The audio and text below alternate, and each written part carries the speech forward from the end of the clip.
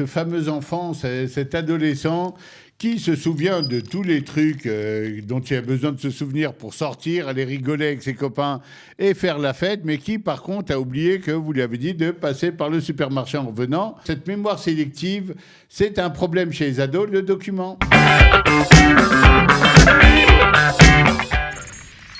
Le cerveau humain est capable de stocker des milliards de souvenirs, plus que n'importe quel ordinateur.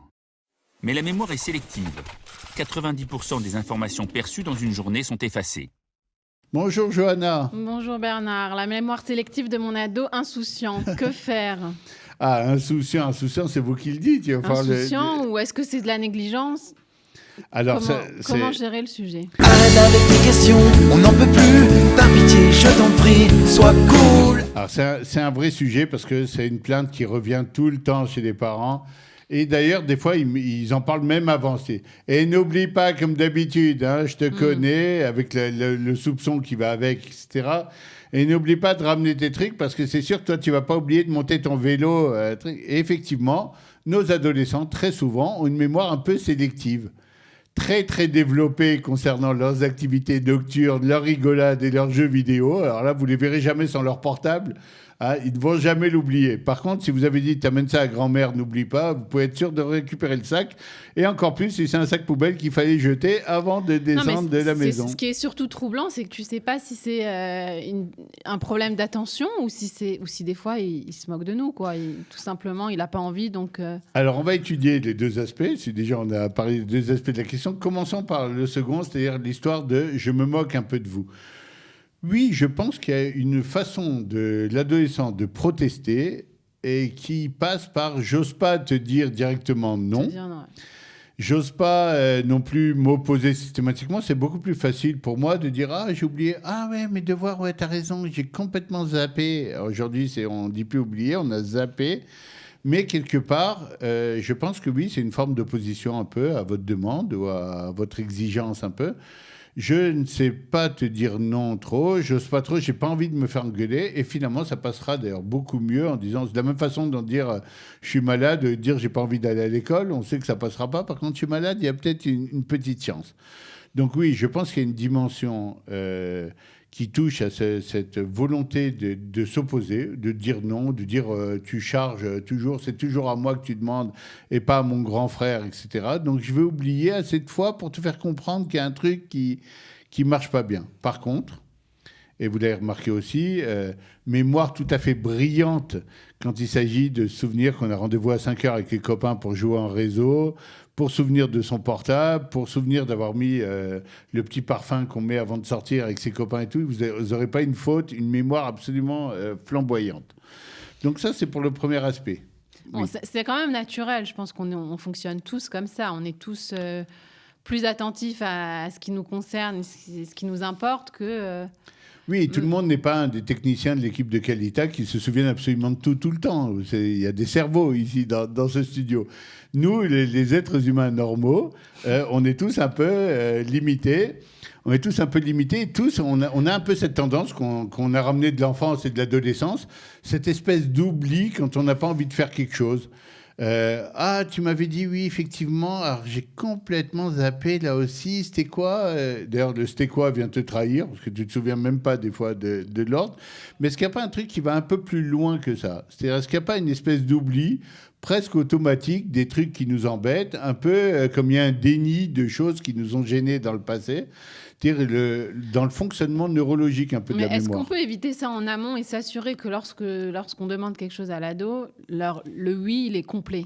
Enfin, c'est peut-être un peu idéaliste comme mode de pensée, mais oui, savoir c'est qu'il a dit oui, il n'y a pas de non derrière. Il y a quelque chose de très intéressant. C'est-à-dire, si on se souvient qu'il a une très bonne mémoire pour les choses qui l'intéressent, alors oui, est-ce qu'il n'y a pas une façon de faire en sorte que l'ordre qu'on va donner ou la demande qu'on a, etc.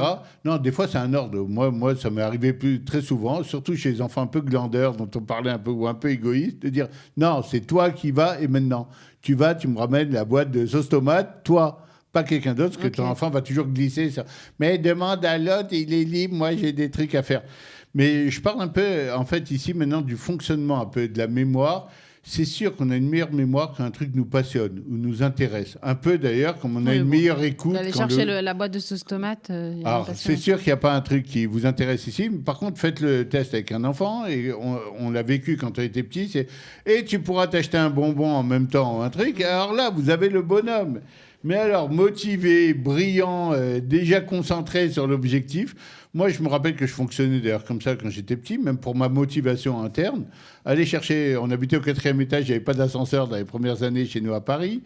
Et je me rappelle que j'avais aucune motivation pour aller à la Parisienne acheter une boîte de tomates. Par contre, si dans ma tête, j'avais relié ça avec je m'achète 2 petits réglisses à la boulangerie en revenant avec la monnaie qui reste, alors là, d'un coup, il y avait une motivation renouvelée. Maintenant, en tant que parent et en tant qu'éducateur, si on sait ça, alors oui, on va faire des espèces de deals. Comme les vendeurs, d'ailleurs, nous font ça très bien. Si vous achetez un parfum, vous en avez un second et hop, c'est pour te motiver. C'est pas pour rien qu'il y a ces associations-là.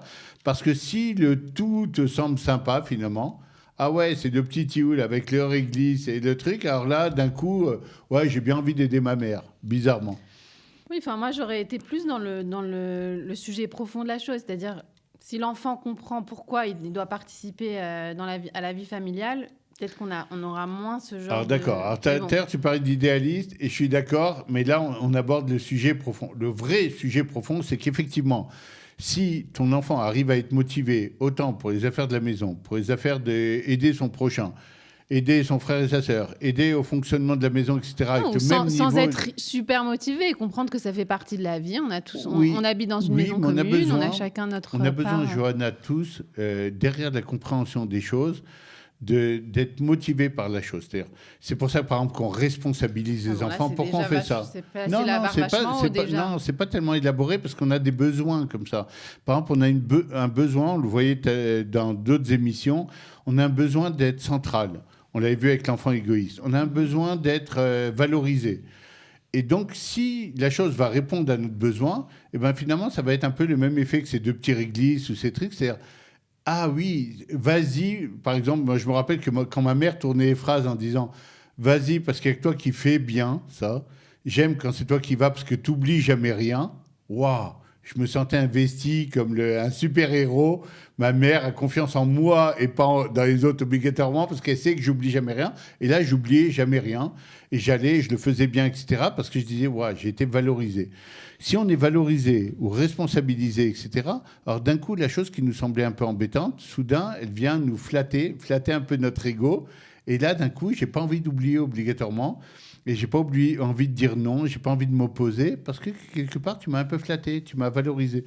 Donc, c'est important pour les parents de comprendre qu'une des raisons qui font que votre enfant, des fois, oublie, c'est quand il a l'impression que c'est obligatoire, qu'on s'est un peu énervé en lui demandant. Enfin, que ça ne devienne pas non plus une manipulation en demandant trop aussi. Alors, encore une fois, il y a une histoire comme ça de manipulation à laquelle il faut faire attention. Il ne faut pas manipuler les enfants.